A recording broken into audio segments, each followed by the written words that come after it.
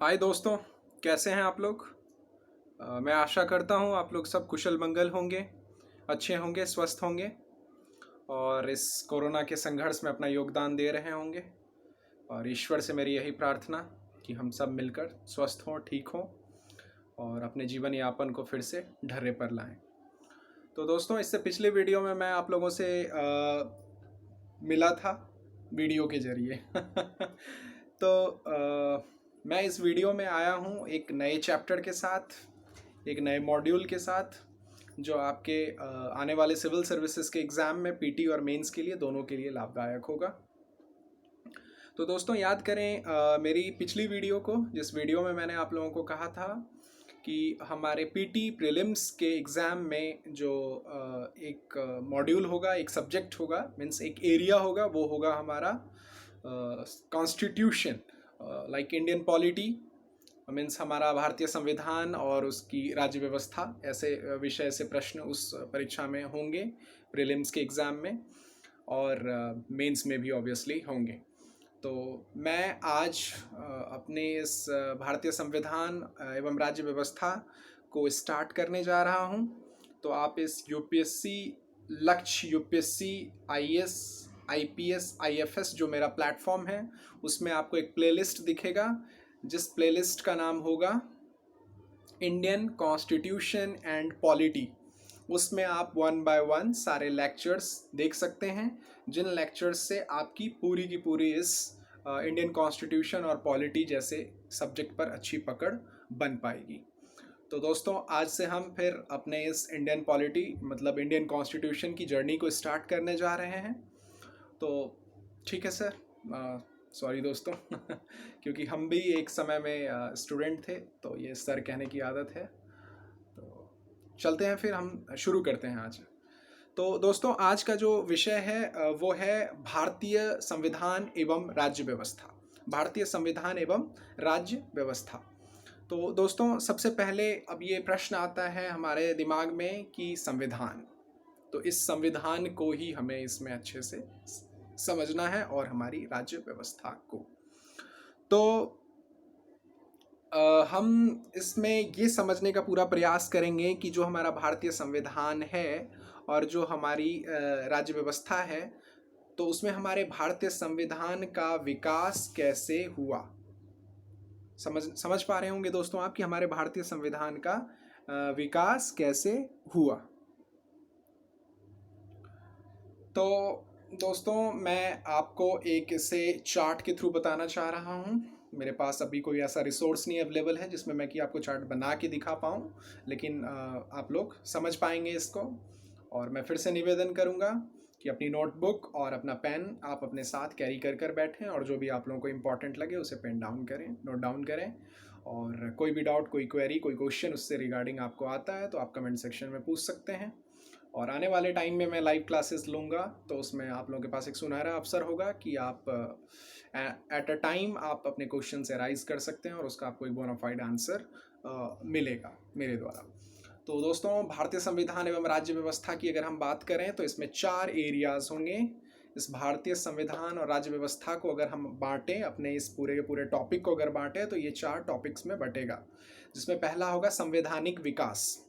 Means हमारे संविधान का विकास किस तरीके से हुआ, ये हम देखेंगे। उसके बाद हम संविधान सभा की मांग। आपको दोस्तों पता होगा कि आज़ादी से पहले बहुत सारे आंदोलन हमारे देश में हुए 1 बाय 1। जिस तरीके से आप एक मुख्य आंदोलन और एक मुख्य बहुत बड़ा आप इवेंट याद रख सकते हो अपने पास्ट का, तो आप 1857 का रिवोल्ट मतलब 1857 की क्रांति याद रख सकते हो। तो इस तरीके के कई प्रकार के आंदोलन हुए। आप लोगों ने अगर मॉडर्न हिस्ट्री को पढ़ा होगा, मिडाइवल हिस्ट्री को पढ़ा होगा, तो मिडाइवल तो नहीं, मैं अगर मॉडर्न हिस्ट्री की बात करूं तो उसमें आपने बहुत सारे इन आंदोलनों की बात की होगी। तो इन आंदोलनों से ही होते होते एक समय आया जिसमें कि हमारे इस भारत देश में हमारे यहाँ के लोगों ने मांग उठाई, किसकी, तो हमारे संविधान की और संविधान सभा की, कि एक ऐसी सभा गठित की जाए जो सभा का काम होगा संविधान को बनाना। जिस संविधान सभा के बारे में आपको थोड़ी बहुत जानकारी भी होगी कि उसका जनक डॉक्टर भीमराव अंबेडकर को कहा जाता है, जो कि क्या थे, वो ड्राफ्टिंग कमेटी के क्या थे, अध्यक्ष थे, भीमराव अंबेडकर। ठीक है दोस्तों, उसके बाद आप संविधान सभा के विषय में जानेंगे इस पूरे के पूरे चैनल में कि उस संविधान सभा में कितने सदस्य थे, कितने प्रांतीय से लिए गए, कितने कांग्रेस पार्टी, मतलब मुख्यतः तो उसमें कांग्रेस के ही पार्टी के सारे सदस्य थे, लेकिन रियासतों से कितने सदस्य आए, ये सारी चीज़ें धीरे धीरे आपको इस प्लेलिस्ट में बताई जाएगी। उसके बाद संविधान का निर्माण, कि हमारे संविधान का निर्माण किस प्रकार हुआ, इसकी भी जानकारी आपको दी जाएगी इसमें। ठीक है दोस्तों, उसके बाद अगर हम बात करें तो संविधान के स्रोत्र, मतलब संविधान जो हमारा बना उसके लिए क्या क्या स्रोतों को उपयोग में लाया गया, क्या क्या रिसोर्स जो है वो लाए की हेल्प ली गई जिससे कि हमारा संविधान बिल्ड हो पाया, बन पाया। उसके बाद हम संविधान के भाग पढ़ेंगे, जिसमें किस भाग में किस आर्टिकल में जो है हमारा जो है फंडामेंटल राइट्स है, किस में हमारा फंडामेंटल ड्यूटीज़ है, किस में इमरजेंसी है, किस में नगर पालिका है, किस में विधायिका है। उसके बाद आपको इसके जो है संशोधन, मतलब वन बाय वन कौन सी चीज़ किस भाग में आती है, ये हम पढ़ेंगे। उसके बाद अनुसूचियाँ पढ़ेंगे, अनुच्छेद वगैरह जो भी हैं इसके वन बाय वन हम देखेंगे, नीति निर्देशक सिद्धांत किस में है। तो डीपली हम इन सारी चीज़ों का विश्लेषण करेंगे इस टॉपिक में, इस अपने चैनल में। और इस चैनल में कौन सा मॉड्यूल आप उसको ध्यान रखेंगे, उस प्लेलिस्ट को ध्यान रखेंगे। वो प्लेलिस्ट क्या होगा, इंडियन कॉन्स्टिट्यूशन एंड पॉलिटी, और जिसमें आज हमने अपनी यात्रा को स्टार्ट किया है संवैधानिक विकास से, कि हमारे संविधान का विकास किस तरीके से हुआ। तो दोस्तों, और संविधान संशोधन जैसे विषय को भी आप इसमें पढ़ेंगे, जैसे कि अभी कुछ ही दिनों पहले आपने देखा होगा 370 वगैरह जो कश्मीर को लेकर था। तो किसी भी तरीके से मतलब संविधान में, हमारे संविधान में किस तरीके से कोई भी जो आर्टिकल हैं उन्हें जो है संशोधित किया जाता है, उसके लिए क्या क्या प्रावधान हैं, क्या क्राइटेरिया है। तो अपने कॉन्स्टिट्यूशन से रिलेटेड, अपने संविधान से रिलेटेड हर चीज़ों को हमें बारीकी से समझना है। और दोस्तों, मेरा ये प्लेलिस्ट जो इंडियन कॉन्स्टिट्यूशन से रिलेटेड है वो आपको एक एक समझ देगा। मीन्स आपको इंडियन कॉन्स्टिट्यूशन और पॉलिटी जैसे सब्जेक्ट पर अगर आपको एक अपनी अच्छी पकड़ बनानी है तो आप ध्यानपूर्वक, आराम से, धैर्य के साथ, पेशेंस के साथ मेरी वीडियोस को धीरे धीरे डे बाय डे देखें। मेरा वादा है और मेरा ये पूर्ण विश्वास है कि आप लोगों का इंडियन पॉलिटी जैसे मॉड्यूल पर, इस इंडियन पॉलिटी जैसे सब्जेक्ट पर एक अच्छी पकड़ आप लोग बना पाएंगे। तो चलते हैं हम दोस्तों अपने भारत का संविधान का विकास किस तरीके से हुआ उसकी ओर। तो मैं दोस्तों सबसे पहले बताना चाहूँगा कि जो हमारा संविधान आया वो किस तरीके से आया। तो दोस्तों 1773 मीन 1773 से 1858 तक माना जाता है कंपनी का शासन। मीन्स कंपनी मतलब आप लोग थोड़ा सा कंफ्यूज यहाँ पर हो रहे होंगे, तो company means British east India company, जिसे अंग्रेजों की कंपनी भी आगे जाके कहा जाने लगा। इसके बारे में मैं थोड़ी सी जानकारी अभी आपको दूंगा। तो आप एक टाइम फ्रेम समझ लें कि 1773 से लेके 1858 तक किसका शासन रहा, तो कंपनी का शासन रहा। उसके बाद 1858 से लेके एग्जैक्टली आप देख लो कि 1858 पर ही कंपनी का शासन मैं ख़त्म कर रहा हूँ एक टाइम फ्रेम में। तो 1858 से 1947 तक ताज का शासन रहा। ताज मतलब आप यहाँ पर कंफ्यूज ना हो, ताज मतलब क्रॉन का शासन। ठीक है, तो ये रहा 1858 टू 1947 तक। मीन्स 1947 में हमें आज़ादी मिल गई थी, तो तब तक किसका शासन था, क्रॉन का शासन था। तो दोस्तों हमारे संविधान को निर्माण करने में, जो हमारे संविधान का विकास हुआ उसमें जो है अंग्रेज़ों की बहुत बड़ी देन है। जो इंग्लैंड से अधिनियम भेजे जाते थे, उन अधिनियमों की सहायता से ही हमारे संविधान का विकास हुआ। जिस तरीके से मैं आपको बताना चाहूँगा कि आप याद रख सकते हैं 1773 का रेगुलेटिंग एक्ट, और 1784 का आप सुधार एक्ट, और 1784 का पिट्स इंडिया एक्ट, और 1793 का चार्टर एक्ट, और 1813 का चार्टर एक्ट, 1833 का चार्टर एक्ट, 1853 का अंतिम चार्टर एक्ट। तो ये सारे एक्ट धीरे बाय धीरे वन बाय वन आए, और आप देखेंगे कि ये सब सारे एक्ट इम्पॉर्टेंट हैं। और इन एक्ट्स ने कहीं ना कहीं फिर क्या करा कि हमें अपने और अन्य आर्टिकल्स को बनाने में और संविधान को बनाने में एक बैकअप का काम किया। उसके बाद अगर हम दोस्तों ताज के शासन की बात करें तो जो मैं आपको पहले ही बता चुका हूँ कि वो 1858 से 1947 तक रहा। तो इसमें आप देख सकते हैं 1858 में भारत का अधिनियम, उसके बाद 1861 में भी एक्ट आया, 1892 में भारत परिषद अधिनियम, उसके बाद 1909 1919 में भारत का शासन अधिनियम, फिर 1935, फिर 1947। तो इस तरीके से धीरे धीरे क्या हुए, अधिनियम आते गए। तो मेरा यही कहना था। अभी जस्ट शुरू में ही मैंने आपको कहा कि जो इंग्लैंड से उस समय में अधिनियम भेजे जाते थे, उन अधिनियमों का बहुत बड़ा योगदान था हमारे इस शासन को का निर्माण करने में। ठीक है दोस्तों, तो अभी तक मुझे आशा है कि आप लोग समझ पा रहे होंगे। तो उसके बाद दोस्तों मैं आप लोगों को बताना चाहूँगा कि संविधान एग्जैक्टली क्या है। मतलब इसको हम डिफाइन करना चाहेंगे, इसको हम थोड़ा सा जो है हाईलाइट करना चाहेंगे, डिस्क्राइब करना चाहेंगे कि संविधान एग्जैक्टली है क्या। अगर आपसे कोई पूछता है कि संविधान क्या है, तो संविधान क्या है, हर किसी को एक बराबरता की भावना देने का एक वो है, एरिया मान सकते हैं आप इसको। तो संविधान नियमों, उपनियमों का ऐसा लिखित दस्तावेज होता है जिसके अनुसार सरकार का संचालन किया जाता है। मतलब एक सरल भाषा में अगर आप कहें तो संविधान नियमों, उपनियमों का ऐसा लिखित दस्तावेज होता है जिसके अनुसार सरकार का संचालन किया जाता है। मतलब एक ये पाथ हो गया, ये एक दस्तावेज है जिसके अनुसार क्या करना है, सरकार का संचालन होता है और सरकार को सारी चीज़ें करनी होती है। उसके बाद संविधान देश की राजनीतिक व्यवस्था का बुनियादी ढांचा विकसित करता है। ढांचा मीन्स आप समझना चाहें यहाँ पर, इंग्लिश मीडियम वाले अगर कहीं भी इस वीडियो को देख रहे हों तो उनको थोड़ी सी समस्या हो सकती है इतनी क्रिटिकल हिंदी देखकर, लेकिन मैं ये कहना चाहूँगा कि एक तरीके से बाइलिंगुअल क्लास है, लेकिन फिर भी मैं थोड़ा सा बता देना चाहता हूँ। तो संविधान देश की राजनीतिक व्यवस्था का बुनियादी ढांचा है। तो मतलब राजनीतिक व्यवस्था मतलब आप यहाँ पर सबसे पहले समझें कि जो हमारे देश का शासन चलता है, जो हमारी देश की राजनीति है, उसको करने के लिए, हर हमारे देश की शासन व्यवस्था और राजनीति के लिए, शासन को चलाने के लिए एक बैकअप, एक सपोर्ट, एक पूरा का पूरा मेन रोल, लीडिंग रोल किसका है, तो वो किसका है, वो संविधान का है, कॉन्स्टिट्यूशन का है। तो आप इस ढांचे जैसे वर्ड से थोड़ा भी विचलित ना हो। उसके बाद मैं अगर दोस्तों आप लोगों को बताना चाहूँ तो विश्व का सबसे पहला लिखित संविधान जो था वो हमारे अमेरिका का था। मतलब हमारे नहीं, मतलब अमेरिका का था। ठीक है, तो इस विश्व में हम भी रह रहे हैं तो हमारे कह सकते हैं, लेकिन ये अपने अपने भाव पर निर्भर करता है। जो कि अमेरिका का सिद्धांत दोस्तों कब आया, तो मैं आप लोगों को ये बताना चाहूँगा कि मार्च 1789 में लागू हुआ। दोस्तों याद रखिएगा, कभी भी किसी एग्जाम में पूछा जा सकता है कि, या आपके प्रीलिम्स में भी पूछा जा सकता है, या किसी भी आपके आंसर राइटिंग में आप इस पॉइंट को डाल सकते हो।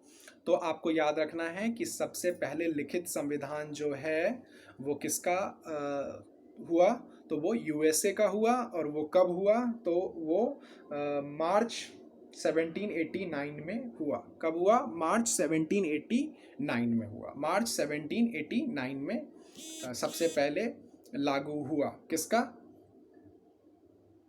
अमेरिका का, यूएसए का संविधान। समझ गए दोस्तों आप। और उसके बाद हम भारत का संविधान तो पढ़ने जा ही रहे हैं, तो उसका तो हम एक एक चीज़ और बारीकी से हर चीज़ को समझेंगे दोस्तों। उसके बाद दोस्तों मैं बताना चाहूँगा आपको कि अब हम मेनली अपने इस विषय पर आ रहे हैं कि किस तरीके से हमारे संविधान का विकास शुरू हुआ। शुरुआती दौर में हम प्रवेश करने जा रहे हैं। तो वो शुरुआती दौर, तो दोस्तों आपने नाम सुना होगा ब्रिटिश ईस्ट इंडिया कंपनी। तो दोस्तों ये एक इंग्लैंड की कंपनी थी। वहाँ इंग्लैंड के कुछ लोकल लोग थे, जिन लोकल लोगों ने मिलकर इस कंपनी को बनाया, जिस कंपनी का नाम पड़ा ईस्ट इंडिया कंपनी। और इसका भारत में आगे आके भी एक नाम पड़ा कि अंग्रेजों की कंपनी। ठीक है, अंग्रेजों की ईस्ट इंडिया कंपनी। ठीक है दोस्तों, तो ब्रिटिश सन 1600 ईस्वी में, जो ब्रिटिश थे, इंग्लैंड के जो लोग थे, सन 1600 ईस्वी में वो क्या हुआ कि वो व्यापार करने के लिए आए। कहाँ पर आए, हमारे इस भारत में। और इस भारत में भी कहाँ आए, तो वो बंगाल आए। और बंगाल के बारे में मैं दोस्तों आप लोगों को थोड़ी जानकारी दे देना चाहूँगा कि बंगाल उस टाइम में बहुत भरा पूरा हुआ था। और बंगाल को क्या कहा जाता था, मतलब सब चीज़ से पूरा भरा पूरा। और भौगोलिक दृष्टि से देखें तो उस समय में बंगाल 4-5 राज्यों को मिलाकर एक राज्य हुआ करता था, जिस तरीके से बिहार, झारखंड, उड़ीसा और खुद ब खुद पश्चिम बंगाल। तो ये 4-5 राज्यों से मिलकर बना हुआ था। और उस समय के जो सूबेदार थे और जो राजा हुआ करते थे बंगाल के, उन्हें कहा जाता था कि हर तरीके से संपन्न, मतलब इतना संपदा और किसी के पास हो ही नहीं सकता है। ठीक है दोस्तों, तो ये व्यापार करने के लिए ब्रिटिश ईस्ट इंडिया कंपनी आई कब, 1600 में, 1600। और वो आई कैसे, तो एलिजाबेथ प्रथम, महारानी एलिजाबेथ प्रथम हैं जिनके कहने पर आई। और इन्हें क्या करना था, भारत में व्यापार करना था। तो महारानी एलिजाबेथ प्रथम ने ही क्या किया, भारत में व्यापार करने के विस्तृत अधिकार दिए। ठीक है, तो मैं आपको सबसे पहले ये बता दूं कि शुरू में महारानी एलिजाबेथ प्रथम ने ये अधिकार 15 वर्षों के लिए दिया था और सिर्फ व्यापार करने के लिए दिया था। लेकिन दोस्तों ये जो अंग्रेज थे, इन्होंने अपनी साम्राज्यवाद की नीति को अपनाते हुए हमारे देश पर व्यापार करने के बजाय शासन करना ही शुरू कर दिया। तो वो हम आगे के विषयों में जाकर पढ़ेंगे, अपने अन्य वीडियोस में पढ़ेंगे कि किस तरीके से इन्होंने व्यापार करने के मकसद से आकर और साम्राज्यवादी नीति को अपनाते हुए किस तरीके से यहाँ पर व्यापार करने के बजाय शासन करना भी शुरू कर दिया। तो दोस्तों, और मैं दूसरा आपको ये बताना चाहूँगा कि जो वहाँ इंग्लैंड से पहला एक राजदूत आया था जिसका नाम था टॉमस स्मिथ। नहीं, सॉरी दोस्तों, मैं थोड़ा सा भूल रहा हूँ। जो पहला गवर्नर था वो था कैप्टन हॉकिंस। तो ये कैप्टन हॉकिंस आया और ये आगरा में 3 साल रुका। और वो यहाँ के जो उस टाइम के राजा थे वहाँ पर ये रुका और ये 3 साल तक आगे पीछे करता रहा, काफ़ी रिक्वेस्ट करता रहा, लेकिन इसे कोई भी जो है अधिकार नहीं मिला कि आप यहाँ पर भारत में आके व्यापार कर सकते हैं। फिर उसके बाद एक दूसरा राजदूत आया जिसका नाम था आपको टॉम्स, जो जहांगीर के दरबार में आया था। तो वो जहांगीर के दरबार में 3 सालों तक रहा, आगरा में आके वो 3 साल तक रहा और जहांगीर के काफ़ी आगे पीछे करता रहा और काफ़ी उसने रिक्वेस्ट की। तो फिर जाकर जहांगीर ने उसे व्यापार करने की क्या की, परमिशन दे दी, अधिकार दे दिया कि आप 15 वर्षों तक आप अपना व्यापार यहाँ पर कर सकते हैं। सर टॉम्स रो ऐसे करके कुछ नाम था, बट अगर मैं थोड़ा भी रिकॉल नहीं कर पा रहा हूँ तो मैं अन्य वीडियो में आपको ये नाम रिकॉल करके बता दूंगा दोस्तों। ठीक है, तो आपने इस तरीके से इसे समझा। अब थोड़ा सा दोस्तों हमें इसे ऐतिहासिक पृष्ठभूमि से भी देखना होगा, हिस्टोरिकल बैकग्राउंड से भी देखना होगा।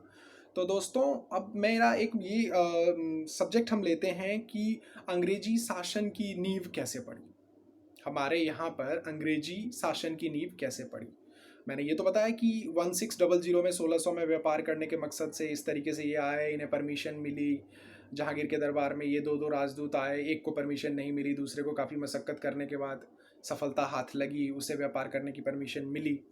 उसके बाद फिर दोस्तों हमें इससे कुछ हिस्टोरिकल बैकग्राउंड में भी जाकर देखना होगा, बहुत ज़्यादा नहीं क्योंकि वो फिर बहुत ज़्यादा लंबा हो जाएगा, लेकिन कुछ थोड़ा बहुत हमें जानना पड़ेगा जिससे कि हम समझ पाएँ कि किस तरीके से अंग्रेजी शासन की नींव पड़ी।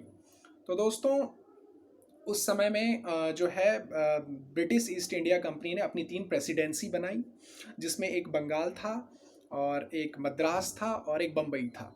तो इन 3 प्रेसिडेंसी को बनाया ब्रिटिश ईस्ट इंडिया कंपनी ने, अंग्रेज़ों ने। मतलब आप ये समझिए कि जिस तरीके से आप कोई भी कंपनी खोलते हैं तो उसके 3 डिवीज़न बना लेते हैं, 3 राज्यों में आप उसके ऑफिसेज बना देते हैं। उसी तरीके से अंग्रेज़ों ने भी अपनी ये 3 प्रेसिडेंसी बना ली थी अपने व्यापार को हैंडल करने के लिए। तो उस समय में बंगाल का जो नवाब हुआ करते थे, वो बंगाल के नवाब कौन थे, तो सिराजुद्दौला। और उन सिराजुद्दौला की एक मौसी हुआ करती थी जिनका नाम था दोस्तों घसीटी बेगम, और उनका एक बेटा हुआ करता था। तो ये सब लोग जो थे, ये मीर जाफ़र, ये लोग सब क्या करते थे, नवाब से जलते थे। क्योंकि नवाब की जो उस समय की रणनीति थी जो या उसकी कार्य करने की विधि थी, उन सब चीज़ों से वो सब जलते थे। और इधर क्या था कि जो अंग्रेजी शासन मीन्स बंगाल प्रेसिडेंसी थी, उसका वो था अंग्रेजों का गवर्नर, वो था लॉर्ड क्लाइव। तो इधर नवाब से उसके जो अपने थे सिराजुद्दौला जो थे, और उसकी जो मौसी का बेटा मतलब जो उसका भाई था मीर जाफर, ये लोग जो थे वो इससे जलते थे। तो इन लोगों ने क्या करा, अपनी जलन की वजह से, नवाब को हटाने की वजह से इन्होंने क्या किया, जाकर ये मिल गए किससे, उस टाइम के गवर्नर से, किससे, लॉर्ड क्लाइव से, और इन्होंने काफ़ी अच्छी साठगांठ कर ली। और फिर इन्होंने क्या करा, जो ये अंग्रेज़ों के गवर्नर थे, इन्होंने अपनी जो मद्रास प्रेसिडेंसी थी और जो बम्बई प्रेसिडेंसी थी, उन जगहों से अपने सैनिकों को, अपने लोगों को बुलाया और एक खुल्लम खुल्ला युद्ध का ऐलान कर दिया। दोस्तों 23 जून 1757, 23 जून 1757 को बैटल ऑफ प्लासी इसी वजह से हुआ, जिसको हम प्लासी का युद्ध कहते हैं। तो ये दोस्तों प्लासी का युद्ध एक बहुत निर्णायक युद्ध होगा। निर्णायक युद्ध मैं इसे इसलिए कह रहा हूं क्योंकि इस युद्ध ने अपने अंग्रेजी शासन की नींव डाल दी हमारे भारत में। मीन्स यहीं से अंग्रेजी शासन का जो है स्टेबिलिटी आई इस युद्ध की वजह से। तो इस युद्ध में क्या हुआ कि जो बंगाल का नवाब था, उसके लोग अच्छे तरीके से जो है वो मिल ही गए थे, किन से, यहाँ गवर्नर से जाके, बंगाल का जो उस टाइम का गवर्नर था लॉर्ड क्लाइव, उनसे जाके मिल गए थे, और ये युद्ध हुआ प्लासी के मैदान में। और इसमें जो है इन लोगों की, नवाब की बहुत अच्छी हार हुई, बहुत तगड़ी हार हुई, और उसके बाद जो है ब्रिटिश शासन की यहाँ पर नींव पड़ गई। तो दोस्तों अब मैं आगे के विषयों को, जो हमारा बक्सर का युद्ध है या जो हमारा इलाहाबाद की संधि है, अब इन चीज़ों को करने के बाद हम एग्जैक्ट अपने इस टॉपिक पे आएंगे कि हमारा संविधान का विकास किस तरीके से हुआ। तो दोस्तों अभी तक मेरी इस वीडियो को देखने के लिए आप लोगों का बहुत बहुत धन्यवाद। और आगे की वीडियोस में हम अपने कॉन्स्टिट्यूशनल डेवलपमेंट को, संवैधानिक विकास को सीक्वेंस में जो है धीरे धीरे कवर अप करेंगे। धैर्य बनाए रखें दोस्तों, और बहुत ही धैर्य के साथ आप इस वीडियो को देखें और आने वाली अन्य वीडियोस को भी बहुत धैर्य के साथ देखें। मेरा ये वादा है आप लोगों से कि इंडियन कॉन्स्टिट्यूशनल एंड पॉलिटी जैसे सब्जेक्ट पर आप अच्छी पकड़ मेरी वीडियोस के थ्रू बना पाएंगे। बस आपको धैर्य बनाकर रखना है और धीरे धीरे सारी वीडियोस को देखना है। तो मेरी इस इंडियन कॉन्स्टिट्यूशनल एंड पॉलिटी की अगली वीडियो आने तक के लिए दोस्तों आप लोगों का दिन शुभ हो, और इस वीडियो को देखने के लिए आप लोगों का बहुत बहुत धन्यवाद। थैंक यू सो मच दोस्तों। बाय बाय, जय हिंद।